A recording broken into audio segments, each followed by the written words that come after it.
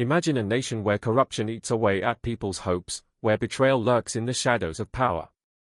Now imagine a simple mechanic, a man with no money, no influence, no title, standing up against it all, and saving not just a president, but the soul of a country. This is the true story of the mechanic who saved the president. And it all begins on a dusty street in Ouagadougou. The sun beat down as Thomas wiped sweat from his forehead, his hands covered in grease. His roadside workshop was nothing more than a wooden shed, tools scattered on the dirt floor. Suddenly, horns blared. A convoy of black SUVs rolled into the street, soldiers jumping out, scanning the crowd. People whispered, the president is here." From the car stepped Ibrahim Traoré, young, tall, dressed in military green. The entire neighborhood froze. But Thomas stood stunned for another reason. He recognized those eyes. Those same eyes that once sat beside him in a dusty classroom, laughing, sharing food, and dreaming of a brighter future. "Ibrahim?" Thomas whispered. The president's stern face softened instantly. He walked forward and embraced Thomas tightly. "My brother, after all these years. I found you again." For a moment, the crowd was silent. Then they erupted in cheers, watching their president cry like a child in the arms of a mechanic. The very next morning, the dusty street looked unrecognizable. A stage was built, microphones wired, reporters flooding the area. Thomas stood nervously at the edge, wiping his hands on his shirt. He didn't understand. Why all this for him?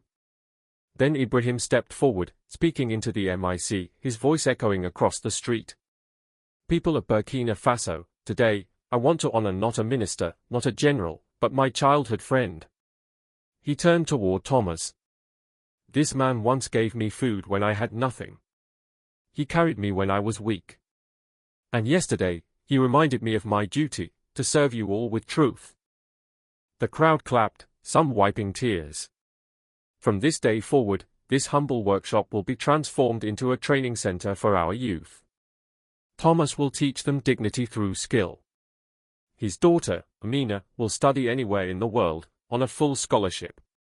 And his family will move into a new home, because loyalty like his deserves more than survival, it deserves honor. The street thundered with applause. Thomas lowered his head, overcome with tears. But honor comes with danger. Just days later, a sleek black car stopped near Thomas's home. Two men in suits walked in, their smiles sharp and cold. One dropped an envelope on the table. 5 million CFA. "Much more to come, if you help us." Thomas frowned. "Help you with what?" The second man leaned closer. "The president trusts you. Next time he visits, give him this drink. He will weaken, and power will return to those who truly deserve it. You'll be rich. Untouchable. Your daughter can study abroad, your wife will never work again. Think about it." Thomas's hands shook. His heart raced. But his voice was steady. "Come back in 2 days. I'll give you my answer." The moment they left, Thomas rushed to his wife, Esther. "They want me to betray Ibrahim. They offered wealth, everything we ever dreamed of. But I swear to you, I will never betray my brother." That night, he walked into the presidential palace, the envelope under his arm. Guards stepped aside. Ibrahim looked up, smiling. "Brother, what brings you here at this hour?" Thomas slammed the envelope on the desk. "My president, your enemies tried to buy my soul. But I belong to loyalty, not gold. I would rather die than harm you." Ibrahim's smile faded. He walked around the desk, placing both hands on Thomas's shoulders. His eyes glistened. "Thomas, tonight you didn't just save me. You saved the nation." Within hours, the conspirators were dragged into custody. Their web of corruption was exposed, ministers, businessmen, foreign agents. As Thomas faced the man who tried to bribe him, he whispered, "You had a choice. And you chose evil." The traitors were sentenced, their power shattered. And across the country, whispers grew louder, a mechanic saved the president. Weeks later, the capital city buzzed with anticipation. A national press conference was called. Inside the hall, Thomas and his family sat nervously in the front row. President Ibrahim stepped up to the podium. Today is not about me. Today is about a man who proved that loyalty is stronger than riches. He was offered gold, houses, power, but instead, he chose honesty. And because of him, Burkina Faso still stands. The hall exploded in applause. Many wept openly. Then Ibrahim's voice rose again. Where is Amina? Thomas's daughter walked slowly to the stage, her heart pounding. The president smiled. From this day, Amina will study at any university in the world. Every book, every fee, every journey, paid by the people of Burkina Faso. Because her father's loyalty has given her wings. Amina hugged her father, whispering, "Thank you, Papa." But Ibrahim wasn't finished. He turned toward Esther. "And where is Madame Esther?" The hall fell silent as Thomas's wife stepped forward, wiping tears.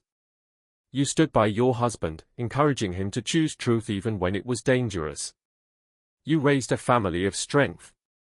As a gift from the people, a modern supermarket will open in your name. You will be its owner. From this day, you will never worry about survival again." Esther broke down, falling to her knees. Thank you, thank you." Ibrahim lifted her gently. "No, my sister. We thank you." Days later, the Thomas and Esther supermarket opened in the heart of the city, while the dusty roadside workshop transformed into the largest mechanic training center in Burkina Faso. Children rushed to enroll, eager to learn from the man who had become a national symbol. That evening, Thomas's family gathered in their new home. The dinner table overflowed with food. Laughter filled the air. Thomas raised his glass. "To my wife, my daughter, and my brother, the president. Today, we celebrate not wealth, but truth and friendship." "To truth," Esther echoed. "To my scholarship." Amina giggled. They all laughed, their hearts full. Meanwhile, in the quiet of the palace, Ibrahim stood by the window, gazing at the night sky. His voice was soft, meant only for himself. "Some presidents are protected by guards, guns, and gates, but me, I am protected by a friend." Moral. And so began a new chapter for Burkina Faso, a country reborn by the loyalty of a mechanic. Because real leadership is not measured by crowns, titles, or armies, but by how you lift others up. And true friendship? It never fades, even in the face of gold, power, or fear. Remember this: the smallest act of loyalty can change destinies. The purest form of courage is honesty. And in the end, kindness is the only legacy that outlives us all. So if this story touched your heart, don't just watch, share it. Because the world needs more reminders that loyalty, truth, and friendship are still alive.